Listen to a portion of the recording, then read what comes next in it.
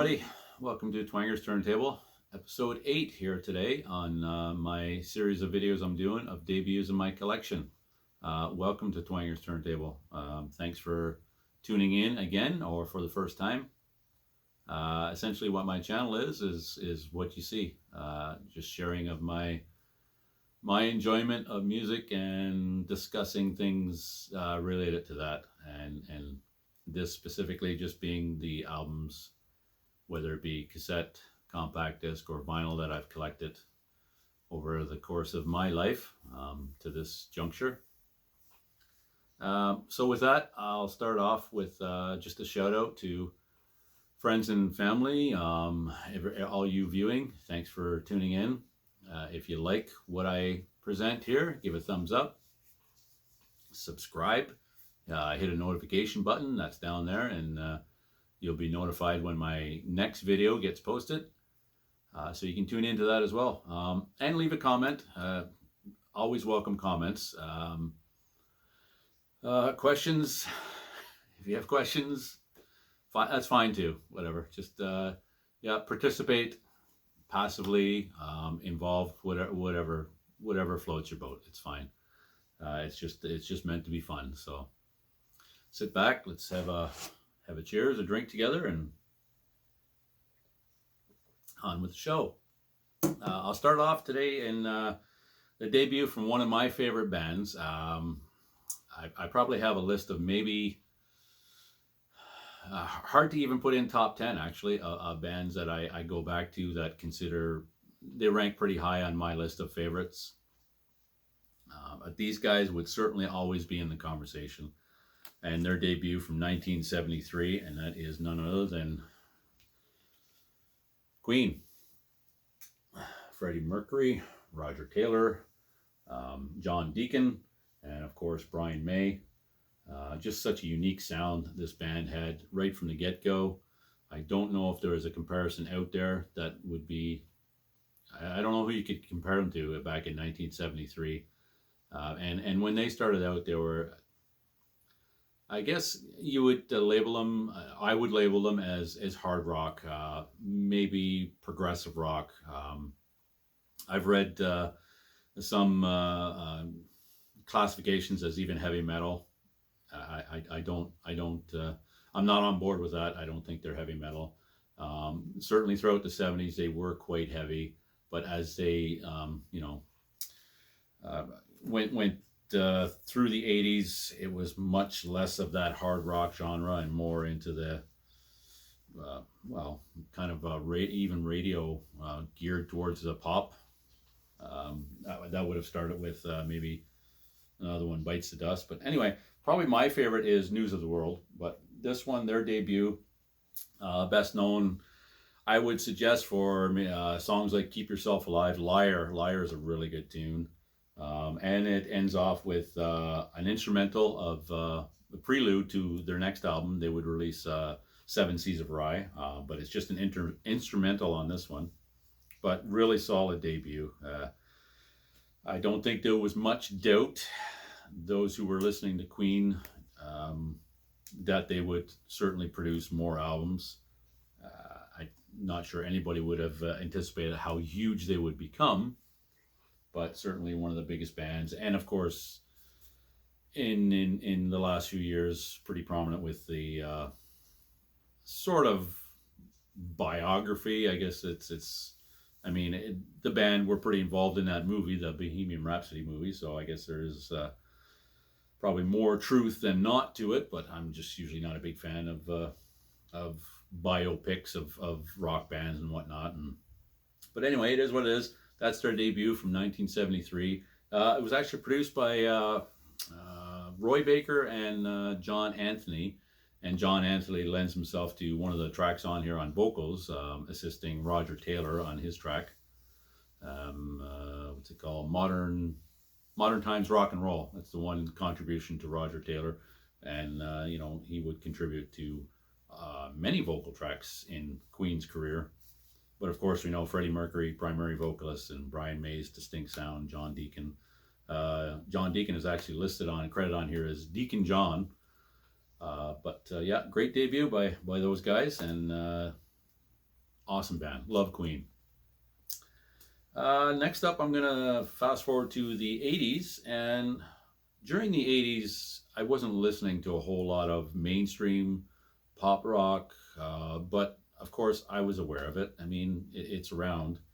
And as I'm older now, I revisit some of that music, and wow, some of it was really good, and obviously it was really good. I mean, the masses, popular music is popular for a reason. It speaks to a lot of people, and I may not necessarily like it. I mean, country music is quite popular too, but I don't have much time for that. So it's whatever floats your boat. And these guys' debut, which came out in 1983, I remember it primarily just because, as I've mentioned in some of my other videos, the drums were very prominent in the mix. They're very upfront in the mix. One song in particular is a title track from this album, and it's The Crossing from a band called Big Country. And they were out of Scotland, and the big tune off here was In a Big Country.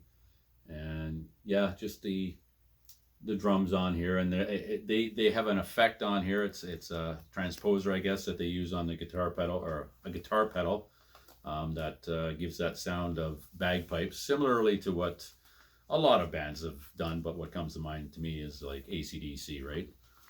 Did it years prior. I know in their video they actually show them playing bagpipes, and there's, I guess, some debate about that. I don't know, but more often than not, it's not actually bagpipes you're hearing, and certainly in this instance, it is a guitar effect they use on that tune to sound like bagpipes. And I love that sound, actually. It's funny, something I've found out recently from my dear old mom, love you mom, was that my dad, who was obviously of Scottish descent, did not like the sound of bagpipes very much. So it's pretty funny. Love that. Love those old family stories. Anyway, that's a pretty cool little tidbit. The bagpipe sound on there is actually just a guitar effect. And sticking with bands of that ilk, kind of the pop rock, or the rock that was mainstream of the time. A band out of Liverpool, and no, not the big band that most people think of out of Liverpool. This is one called the Icicle Works. This is their debut from 1984, probably best known for Whisper to a Scream, Birds Fly. It was a 1983 single, although this was released in 84. Love that tune, and this is the Canadian pressing, so it is a little different. I'll pull it out of my protective sleeve here. So it's primarily white on the cover with just a little photo up in the corner here. But most other countries, I guess that is the entire cover is like that from what I've gathered online. This is the only copy I've ever owned, so I can't speak to that, but it's a good album. It fared pretty well for them. That's the debut from Icicle Works in 1984. And the one distinct difference with that one, or the uniqueness of that one about the Canadian pressing, is at the beginning of that song, it's got spoken word to it. And evidently the US pressing does not have that. And in fact, they even changed the title. The wording of that tune, Whisper to a Scream, Birds Fly, is, they just changed it around differently for some reason, marketing, whatever. That's the debut, 1984's Icicle Works self-titled debut. This one is from 1985, and just a little tidbit about this one. It was essentially a group of musicians who were playing in other bands and decided they were just going to do kind of a side project, and their intention, I guess, was to have different vocalists for several of the tunes, if not all. One of those vocalists being Robert Palmer, who came in and laid down his vocals on one of the tracks. And when he found out they were doing another track that he was a fan of, he asked if he could lay down tracks for that, which he did, his vocal tracks. And they decided to do the whole album together. It's The Power Station in 1985. And I just liked some of the tunes off of this. They did a cover of T-Rex, Bang and Gone, which is one of the songs I was mentioning that Robert Palmer, once he found out that they were doing that, he wanted to do the vocals for that, and they did the whole album. But really good cover of that tune.